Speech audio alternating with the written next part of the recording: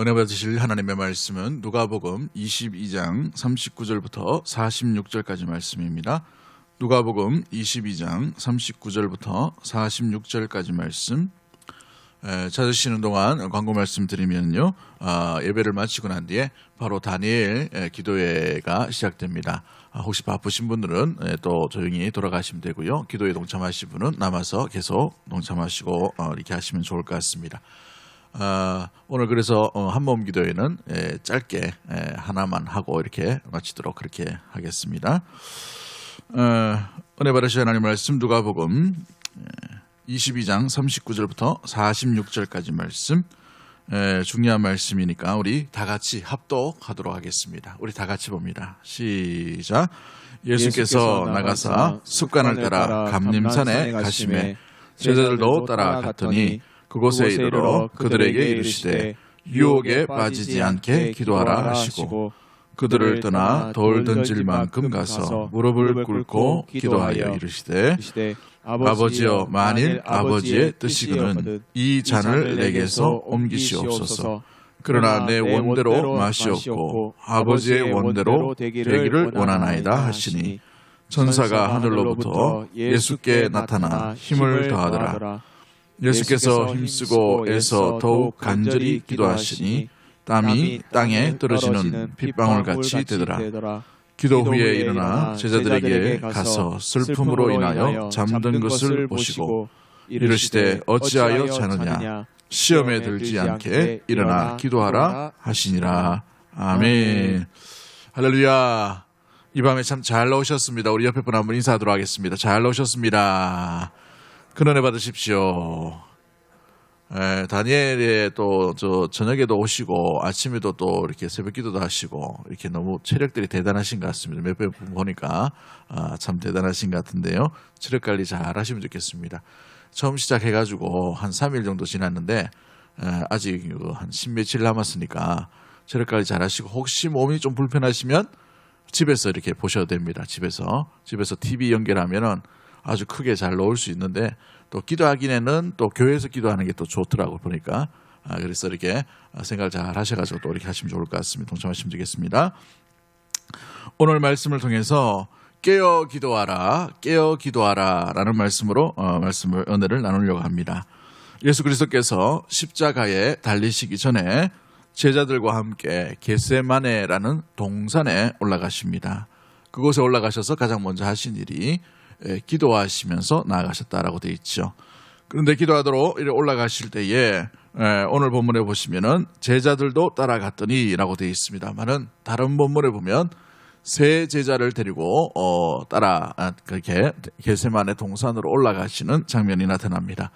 세 명의 제자들만 데리고 갔다라는 말은 뭡니까? 그 세 명의 제자가 어떤 사람이라는 거예요. 예수님께도 3년의 공생의 생활 동안에 그래도 믿을 만한 사람이고 그래도 순종을 잘하는 사람이고 그래도 하나님 이 나라 가운데에서 이 복음을 듣고 변화됐던 사람들 중에 대표적인 인물이 3명이다라고 이렇게 바라볼 수가 있죠.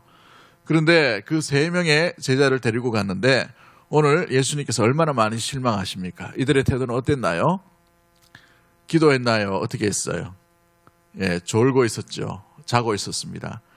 그래서 예수님께서 오늘 본문 전체를 보면 깨어 기도하라라고 시험에 들지 않게 기도하라라는 장면이 2번 등장합니다.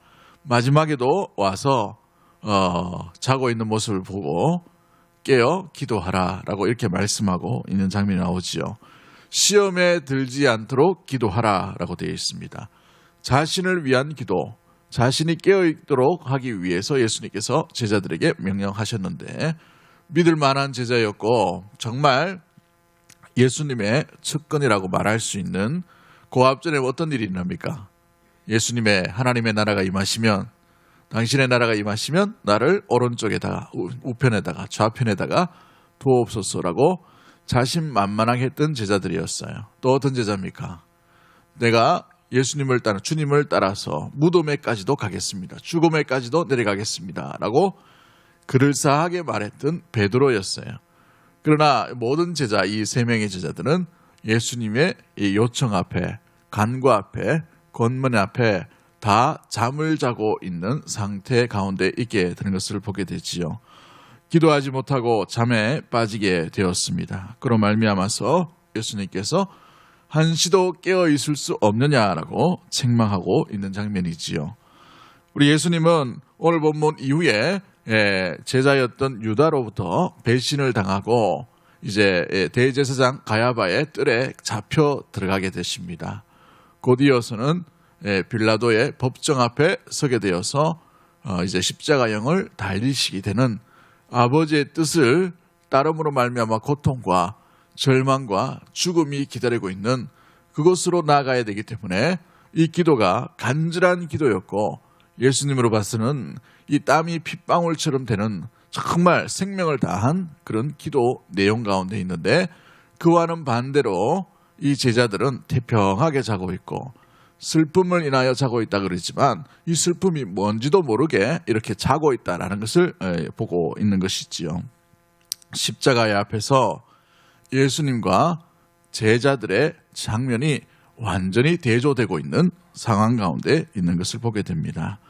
그래서 오늘 본문에 우리 예수님께서 제자들에게 주신 말씀을 교훈 삼아서 우리 오늘 성도들이 오늘 이 말씀을 통해서 우리가 또 교훈받아야 될 내용들은 뭔지를 살펴보려고 합니다. 오늘의 핵심 내용은 기도하신 내용에 집중해서 살피겠지만 그전에 오늘 먼저 1편에서는 우리 첫 번째는 우리 예수님께서 왜 이런 기도를 하라고 하셨나, 왜 기도를 요청하셨는가, 이 본문에 대해서 서론적인 부분을 우리가 좀 다루고 다음 주에는 예수님의 핵심적인 기도가 내용이 뭔가를 우리가 좀 살펴보려고 합니다.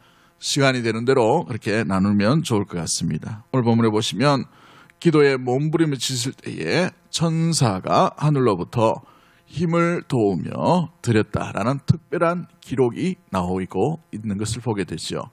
이 장면을 보면 예수님께서 처음 이제 공생애를 시작하실 때에 기도하심으로 시작됩니다. 잘 아시죠? 며칠 동안 기도를 하십니까? 40일 동안 금식 기도를 하시고 마귀 사탄의 시험을 받는데 그 가운데에서 예수님이 기도하시고 난 뒤에 하늘로부터 임하시는 힘, 능력, 성령 또 말미암아서 이 예수님의 기도를 돕게 되는 그 장면이 오버랩되는 이런 장면들이 오늘 본문에 나타나고 있습니다. 마지막 공생의 사역도 그리스도께서 기도하심으로 말미암아 하늘로부터 사역자들, 오늘 본문에는 천사로 되어 있지만 돕는 자들, 이 돕는 자들이 하늘로부터 임해서 예수님의 기도, 예수님의 마지막 사역, 예수님의 이 놀라운 이 마지막 주의 뜻을 이룬 데에 힘을 더하더라, 보탰다라고 이렇게 설명하고 있는 것이지요. 그리고 예수님께서 기도하신 후에 무릎을 꿇고 일어나서 또 제자들에게 잠든 것을 꾸짖으시는 장면으로 오늘 본문이 끝나고 있는 것을 보게 됩니다. 자, 그렇다면 오늘 본문에서 주는 유의, 이 교훈이 우리에게, 말씀이 우리에게 주는 내용들이 뭘까요? 우리가 자꾸 곰곰이 생각해 보면 일어나 기도로 하라라고 이렇게 예수님께서 강한 의지로 이 분위기를 보시면은 유언과 같은 내용이에요. 유언과 같은. 마지막에 이제 이 땅의 삶을 이제 마지막이라는 세상을 어떤 의미를 가지고 제자들에게 던진 말인데 마지막 유언과 같은 말을 제자들은 평소에 늘 들어왔던 말들로 생각해버린 것을 보게 되지요. 그래서 제자들이 일어나 기도하라는 예수님의 이 메시지와 대답 앞에, 요청 앞에 그들이 왜 잠으로 이 태도로 예수님의 대답, 예수님의 질문에 화답을 했는가, 이렇게 태도가 왜 이런 모습으로 나아갔는가 한번 좀 곰곰이 생각해 볼 내용들이 여기에 있게 되는 것을 보게 됩니다.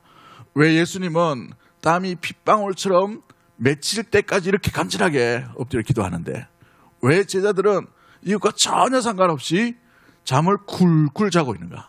이 야밤에, 그리고 동산에 이렇게 잔다는 것 자체가 대단한데 왜 제자들이 이렇게 두 번이나 잠을 자고 있었을까? 여러분 한번 생각해 보십시오. 왜 제자들이 잠을 자고 있었을까요? 식사를 안 하고 오셨나 모르겠네. 그죠? 왜 제자들은 잠을 잘 수밖에 없었을까요? 한번 생각해 보십시오. 성경을 묵상하다 보면 여러분, 우리가 왜라는 질문, 이걸 많이 던져봐야 돼요. 물론 답을 알 수 없을 때는 이렇게 좀 이게 답답할 때가 있겠지만 이걸 질문을 가지고 생각하다 보면 여기서 우리에게 주는 아주 중요한 교훈들이 있습니다. 또 주님께서 성령으로 말미암아 우리에게 깨닫게 해주시는 내용들이 있죠. 왜 제자들이 잘 수밖에 없었을까요? 여러분 어떤 생각이 듭니까? 예수님 따라다니려고 하니까 너무 힘드네요. 뭐 이럴 수도 있어요. 그죠? 근데 그 전에 뭘 했습니까? 마지막 만찬을 예수님께서 섬기셨어요. 받아 먹으라. 이것은 내가 너희를 위해 찢기는 살이다. 받아 먹으라. 이건 너희를 위한 나의 피, 곧 언약의 피다. 라고 예수님께서 장엄하게 최후의 만찬이라고 제목이 붙여있는 그 모습들처럼 마지막을 나누시는 그 장면이었어요. 그 장면에서 제자들이 어떻게 했죠? 그것을 받아 먹고 나는데 이상하게 생각했어요. 그리고 난데 곧바로 예수님께서 뭐라고 얘기하십니까? 너희 중에 누군가는 나를 팔리라 라고 되어 있어요. 잠깐 이야기를 하시고 난 뒤에 제자들이 잠깐 근심합니다. 서로 돌아봤죠. 그런데 곧 무엇으로 대화가 바뀌어집니까? 너희 중에 누가 나를 팔리라라는 질문이 어떤 질문으로 바뀌어요? 대화로 바뀝니까? 우리 중에 누가 크냐로 이 질문이 그들 사이에 바뀌어버립니다. 그렇습니다. 이것을 통해서도 알 수 있는 것처럼 일어나 기도하라 라는 예수님의 명령 앞에 이들이 잠을 잘 수 있었던 이유는 예수님의 생각과 제자들의 생각이 완전히 다르다는 것을 알 수 있게 되는 것을 보게 돼요. 관심사가 다르다는 거예요. 관심사가. 여러분 요즘 청소년들의 관심사가 뭡니까? 유튜브를 통해 가지고 유튜브 스타 되는 게 굉장히 관심사예요. 잘 모르셨죠? 그래서 애들이 이 유튜브에 계속 봅니다. 유튜브로 돈 버는 사람이 중소기업 그 한 회사보다 더 많이 봅니다. 600억, 700억 버는 사람도 있어요. 대단하지 않습니까? 시대가 희한한 시대죠. 옛날에는 대통령 되고 싶다, 옛날에는 장군 되고 싶다 이랬지만 요즘 청소년들의 관심사 중에 제일 많은 부분 차지하는 게 유튜브 스타예요. 유튜브 스타. 그건 집에서 이렇게 하면 그 아이템을 가지고 자기들이 하니까 그런 것들과 같이요. 우리 예수님께서는 그 관심사가 십자가였었어요. 모든 죄인의 구원에 관해서 예수님은 관심을 가지시고 마지막 겟세마네 동산으로 올라가셔서 이 일을 끝까지 감당할 수 있도록 아버지의 힘을 달래달라고 천사가 돕게 하고, 그렇죠? 이 목적대로 지금 예수님께서 흘러가시고, 그래서 시험에 들지 않도록 기도하자라고 제자들에게 부탁하시고 명령을 하시고 3명의 특별한 제자들 데리고 겟세마네로 올라가셨습니다. 그런데 제자들은 거기에 관심이 없었고 또 그 일이 무슨 의미인지를 전혀 알 수가 없었습니다. 왜냐하면 예수님의 생각과 관심사에 그들은 무관심했기 때문에 그렇습니다. 누가 나를 팔 것이다 라는 질문에도 그들은 스스로 누가 더 크냐라는 이 질문으로 또 대화로 바꿔버렸던 그런 사람들이었기 때문에 그와 같은 일들이 일어나는 것이죠. 그렇습니다. 일어나 기도하라 했을 때에 예수님의 명령과 예수님의 말씀임에도 불구하고 여기에 집중하지 못했던 이유가 어디 있느냐? 예수님과 관심을 두는 그 관심의 방향이 달랐기 때문에 그래요. 주의 일을 하는데도 마찬가지입니다. 주님께서 기뻐하신 일에 우리가 관심을 가지고 생각을 해야 되는데 이 관심사가 이 주님께서 기뻐하실 일이 아니라 또 다른 나에 위한 그런 관심사가 되어버리면 여기에서 내 안에서 여러 가지 영적인 전쟁이 일어납니다. 저걸 해야 되나 말아야 되나 이게 더 중요할 것 같은데 이 마음으로 나아갈 수밖에 없는 것이죠. 우리 주님께서는 십자가의 방향에 십자가를 지심으로 죄인들을 구원하시기 위한 아버지의 뜻을 이루기 위한 그 관심사가 모든 관심사였어요. 그런데 제자들의 관심사는 예수님의 나라가 이 예루살렘에 임할 때에 누가 더 크냐? 누가 더 먼저 출세하냐? 누가 더 예수님의 옆에 서 있을 것인가? 예수님과 더불어 누가 더 권세를 누릴 것인가? 여기에 관심이 있었기 때문에 예수님께서 일어나 기도하자라는 말에 전혀 관심을 둘 수가 없는 것이지요.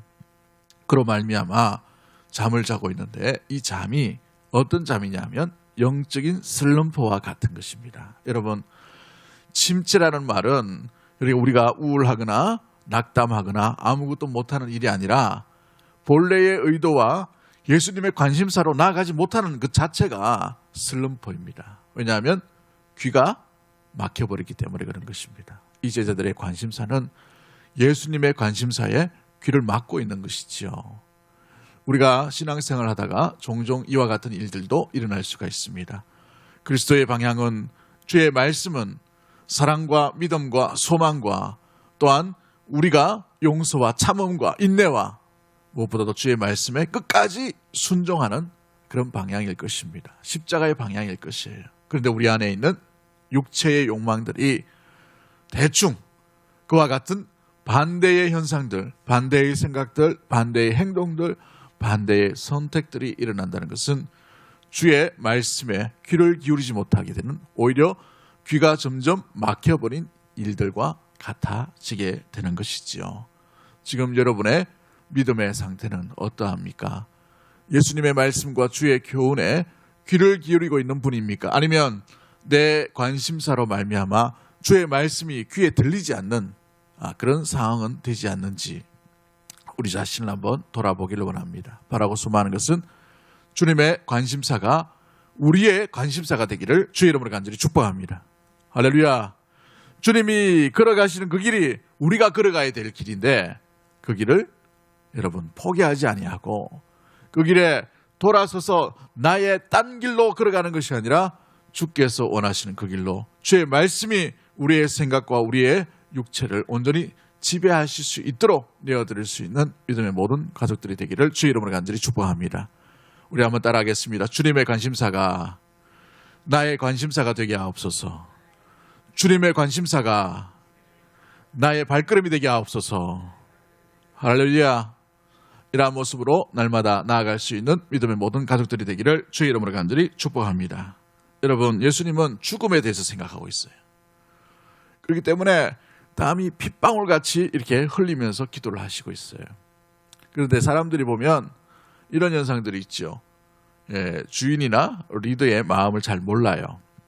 그렇기 때문에 예수님은 지금 죽으러 가시는 가운데 있는데 제자들은 그 삶과 나와 전혀 상관이 없다라고 생각하는 거예요.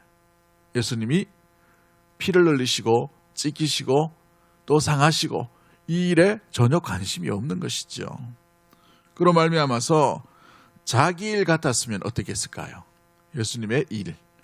여러분 한번 잘 보십시오. 제자들이 예수님을 정말 사랑했다면 예수님의 일처럼 그 일이 내 마음 가운데 확 와닿고 내 마음 가운데 막 머리부터 발끝까지 온전히 지배를 당했으면 잠을 잘 수 있었겠습니까? 어떻게 했나요? 여러분, 그 가족 중에 누가 아프거나 또 임종을 앞두고 있다면 잠이 잘 와요? 잠이 안 옵니다. 그런데 제자를 한번 보십시오. 이 관심사가 다른 게 이와 같이 무서운 거예요. 죽음 앞에서 잠을 잘 수 있는, 어찌 보면 이 마음에 철판을 깔은 사람 같아요. 제자들이 보면. 그것도 핵심 3명의 제자였어요. 그런데 말씀이 들리지 않으면 이와 같은 현상이 일어날 수 있다는 사실이죠. 우리의 관심사가 항상 깨어서 주님의 관심사가 될 수 있게끔 우리의 생각과 우리의 마음이 주의 말씀에 늘 기경되어 있는, 그렇죠? 잘 예비되어 있는 은혜의 우리 귀한 믿음의 모든 가정과 성도와 교회가 되기를 주의 이름으로 간절히 축복합니다. 할렐루야. 여러분, 마태복음 이 16장 2절 말씀 어떻게 되어 있습니까? 이때로부터 예수 그리스도께서 자기가 예루살렘에 올라가 장로들과 대제사장들과 서기관들에게 많은 고난을 받고 죽임을 당하고 제3일에 본문이 좀 바뀌었네요. 제3일에 살아나야 할 것을 제자들에게 비로소 가르치느니라 라고 되어 있습니다. 제가 이 본문을 잘못 줬나 봅니다. 또 누가복음 22장 15절 말씀에도 고난을 받기 전에 라고 이렇게 되어 있어요. 뭘 얘기합니까? 죽음을 계속해서 이야기하고 말씀하고 있는 것이죠. 그런데도 깊은 잠을 잘 수 있었던 이유는 제자들의 관심사가 예수님의 관심사와 멀리 떨어져 있다는 것입니다. 그렇죠? 여러분, 이게 신앙의 슬럼프인 것입니다. 주님의 관심사가 나의 관심사가 되기를 주의 이름으로 간절히 축복합니다. 할렐루야. 두 번째, 이들은 왜 잠을 잘 수 있었을까요? 일어나 기도하자라고 예수님께서 강하게 이 제자들에게 말씀하셨음에도 불구하고 왜 이들은 깊은 잠을 이렇게 잘 수 있었던 이유가 무엇이었습니까? 여러분 오늘 본문 45절 말씀 한번 볼까요? 45절 말씀. 45절 말씀 한번 찾아서 한번 읽어봅니다. 시작. 기도 후에 일어나 제자들에게 가서 슬픔으로 인하여 잠든 것을 보시고. 제자들이 뭘 하고 있어요? 잠을 자는데 뭐 때문에 잠을 잤다고 되어 있습니까? 슬픔으로 인해서라고 되어 있죠.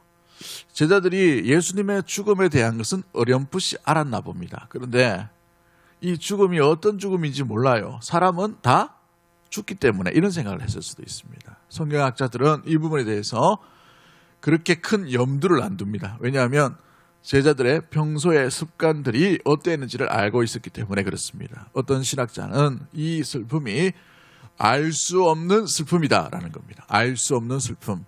제가 이 부분을 생각하고 한번 그 상상을 한번 해보니까 왜 알 수 없는 이 슬픔이라고 했을까라고 보니까 여러분 보시면은 최고 사람이 피크에 오를 때가 있어요. 예수님께서 지금 예루살렘에 올라가서 수많은 사람들이 군중들이 예수님을 찾아오고 예수님 앞으로 나왔다라고 되어 있어요.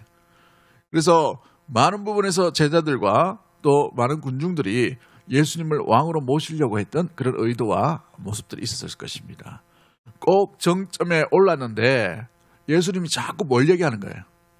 뭘 얘기하시죠? 죽음에 대해서 자꾸 얘기하는 거예요. 그죠? 사람이 뭔가 좀 되려면 일이 됐으니까 우리 이제 군사 조직하고 니는 정의정하고 영의정하고 나는 뭐 우의정하고 이런 조직을 세운다든지 아니면 어떤 구조를 이렇게 얘기했을 텐데 예수님이 그런 얘기를 전혀 없이 내 곧 죽는데 이런 얘기만 자꾸 하시는 거예요. 뭐 한다는 거예요? 지금 제자들이 마음에서는 우리 선생님이 3년 동안 광야에서 참 너무 고생하셨나 보다. 예루살렘 오시더니만 지금 딴 정신이 있는 것 같네. 이런 생각을 자꾸 드는 거예요. 그로 인하여서 이 제자들이 예수님 좀 그만했으면 좋겠는데 왜 자꾸 이런 슬픈 이야기를 자꾸 할까? 그래서 고민하고 슬퍼했는데 깊지 않는 그런 고민과 슬픔이었나 봅니다. 그래서 잠을 잘 수 있었기 때문에 그런 것이죠. 여러분, 알 수 없는 슬픔이라는 말은 뭡니까? 우리 예수님이 생각하고 있는 방향과 그 길, 그림. 그 그림에서 제자들이 또 다른 그림을 생각하고 상상하고 있다는 것을 보게 됩니다. 예수님이 가지는 슬픔은 죽음에 대한 슬픔인데 주여 이 잔을 내게서 옮기시옵소서라는 이런 마음의 간절함의 슬픔이 있는데 제자들의 슬픔은 또 다른 슬픔이었다는 말입니다. 또 다른 슬픔. 그죠? 너무 그까지 마이소라는 것처럼 또 다른 슬픔을 가지고 있었기 때문에 예수님은 잠을 잘 수 없어서 간절히 기도하고 땀이 핏방울처럼 맺힐 정도로 이렇게 엎드려 기도하셨는데 제자들은 그런 슬픔이 아니라 자기만의 연민과 자기만의 슬픔을 가지고 지금 깊은 잠에 빠져들고 있었다는 사실이지요. 잠깐의 슬픔을 피하기 위한 가장 좋은 방법이 뭐예요? 바로 잠을 자는 것입니다. 잠을 선택하는 거예요. 그로 말미암아 예수님은 이 슬픔을 맞서 싸우려고 기도하고 몸부림치고 계시는데 제자들은 슬픔에 눌려서 슬픔에 지배당하여 잠을 자고 있는 상황 가운데 있다는 것입니다. 사랑하는 성도 여러분, 여기에서 우리가 알 수 있는 것은 무엇입니까? 우리의 감정을 이길 수 있고 우리의 마음의 상태를 이길 수 있는 것은 간절하게 주님 앞에 엎드리는 기도인 줄 믿습니다. 주님의 마음을 품어야 우리는 이 슬픔도 이 눈물도 이 고통도 이 아픔도 충분히 감당하고 이겨낼 수 있기 때문에 그런 것이지요. 여러분 안에 있는 어떤 마음들, 여러분의 내면 가운데 뭔가 무너질 것 같은 아픔과 슬픔과 답답함과 눈물과 고통들이 여러분의 마음을 잠시반다 하더라도 주님 앞에 깨어있는 자는 주님 앞에 기도함으로 말미암아 주님을 찾는 자는 그 슬픔도 지배하고 슬픔도 이겨내고 슬픔도 물리치는 놀라운 일들이 일어나게 될 줄 믿습니다. 할렐루야. 그와 같이 깨어 기도하는 것이 너무나도 중요한 것이지요. 그러면 우리 예수님께서 왜 이 상황 가운데에 일어나 기도하라라고 이렇게 말씀을 하셨을까요? 이것만 나누고 우리가 말씀을 마치려고 합니다. 왜 일어나 기도해라 이렇게 말씀하신 이유가 무엇입니까? 첫 번째 우리가 기억해야 될 것은 우리 예수님께서 기도하라라고 할 때 전제가 뭐라고 되어 있어요? 오늘 보면 40절 말씀 우리 한번 읽어봅니다. 40절 말씀 40절 시작.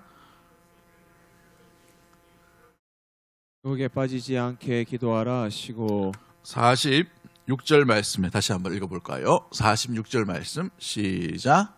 이르시되 어찌하여 자느냐 시험에 들지 않게 일어나 기도하라 하시니라. 그렇죠. 유혹이란 말과 시험이란 말을 이렇게 병행해서 씁니다. 두 번 반복하기 싫어서 똑같은 번역인데 똑같은 이 헬라어인데 앞에는 유혹이라고 했고 뒤에는 시험이라는 단어를 썼어요. 페리아모스라는 단어를 씁니다. 페리아모스라는 단어를 쓰는데 이 헬라어로 이건 두 가지 의미로 쓰여질 수 있습니다. temptation이라는 이런 어떤 유혹에 대한 개념도 있을 수도 있고 또한 테스트, 하나님께서 테스트하는 이 테스트의 의미가 있는 것이 이 시험이에요. 근데 이 두 가지를 같이 쓸 수 있는 단어가 이 유혹과 시험이라는 단어, 테리아모스라는 단어의 모습들인 것이지요. 그렇습니다. 시험을 이길 수 있는 방법이 뭐냐? 깨어 기도하는 방법이다 라고 이렇게 말씀하시죠. 유혹을 이길 수 있는 방법이 뭐냐? 깨어 기도하는 방법이기 때문에 우리 예수님께서 그렇게 깨어 기도하도록 명령하시고 말씀하고 있는 것입니다.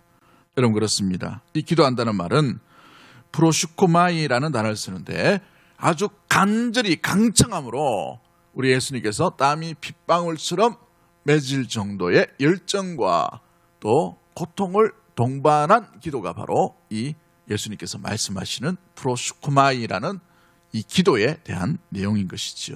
목적이 있는 기도입니다. 간청의 기도인 것이죠. 죽음 앞에 십자가를 어떻게 질 수 있는가? 이 시험과 유혹 앞에 십자가를 예수님께서 거부할 수 있는 이 유혹들, 이 시험 앞에서 이 강력한 유혹 앞에 이 강력한 사탄의 전략 앞에서 이 모습들을 이길 수 있는 강력한 도구가 뭐냐? 프로슈코마이, 간절히 간청함으로 엎드려서 간구하는 그 기도밖에 없다라는 것이죠. 고통이 심하면 심할수록 우리는 더 주님 앞에 더 간절함으로 엎드려야 될 이유가 여기에 있는 것입니다. 그렇습니다. 여러분, 시험은 이길 수가 있는 거예요. 어떻게 이길 수 있습니까? 우리 예수님께서 말씀하신 방법이 뭐예요? 깨어 기도하는 방법입니다. 깨어 기도한다는 말은 뭡니까?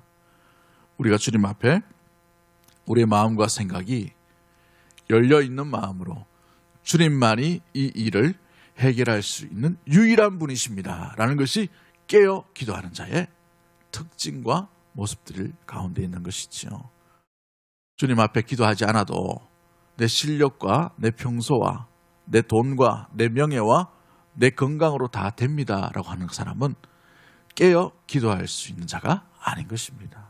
깨어 기도한다는 말은 이 일은 하나님만이 하실 수 있습니다. 하나님만이 해결해 줄 수 있습니다. 이 온 땅 가운데 이 일을 하실 수 있는 분은 사람이 아니라 하나님만이 하십니다. 이 마음이 있는 것이 바로 깨어 기도하는 모습들인 것이죠. 기도가 습관처럼 되어 있을 때에, 기도의 생활이 오래 있을 때에 우리는 때로 이 마음과 이 자세를 놓쳐버릴 때가 있습니다. 평소의 삶이 변화되지 않기 때문에 그렇습니다. 변화의 모습들, 기적과 간증이 우리 일상생활에 점점 멀어지기 때문일 수도 있어요. 그것과 상관없이 우리가 평소의 삶을 지낼 수 있다라고 생각되어지기 때문에 그런 것이죠. 사랑하는 성도 여러분, 큰 시험과 큰 고난을 이기는 방법은 주님만이 해결할 수 있습니다라는 그 마음을 가지고 깨어 기도하는 간청과 간구의 엎드림의 믿음의 심령 가운데 그와 같은 일들이 일어나게 될 줄 믿습니다. 시험 가운데도 그 시험에 걸려 넘어지는 자가 아니라 그 시험도 능히 감당하고 이겨낼 수 있는 믿음의 모든 성도와 가정과 교회가 되기를 주의 이름으로 간절히 축복합니다. 두 번째 우리가 기억해야 될 예수님께서 기도하라는 이유가 뭡니까? 기도할 때가 항상 있는 게 아니기 때문에 그렇습니다. 이 특별한 기도, 예수님께서는 곧 십자가에 달려 죽으시기 때문에 그런 것이죠. 기도해야 될 때가 있는 거예요. 기도해야 될 때가. 어느 권사님이 우리 교육자들이 지금 신방을 간단하게 문고리 신방을 하고 있는데 연세가 너무 많이 드시고 이제 나이가 많이 들다 보니까 교회에 그려오는 게 안 되는가 봐요. 이제 교회 못 올 것 같습니다. 그 이야기를 듣는데 얼마나 슬픈지요. 얼마나 가슴 아픈지요. 연세가 벌써 이렇게 그렇게 돼버리신 거예요. 건강도 나빠지셨고, 그죠? 기도도 마찬가지입니다. 우리 의식이 또렷할 때에 우리의 또렷하고 거룩하고 깨끗한 그 영으로 주님 앞에 드릴 날들이 오래되지 못할 때가 있게 되는 것입니다. 우리 생각이 언제 이렇게 될까? 우리 건강이 어떻게 될까? 우리의 내면이요. 5분 집중할 수 있는 시간이 얼마나 될까? 여러분 기도할 때가 있다는 사실이에요.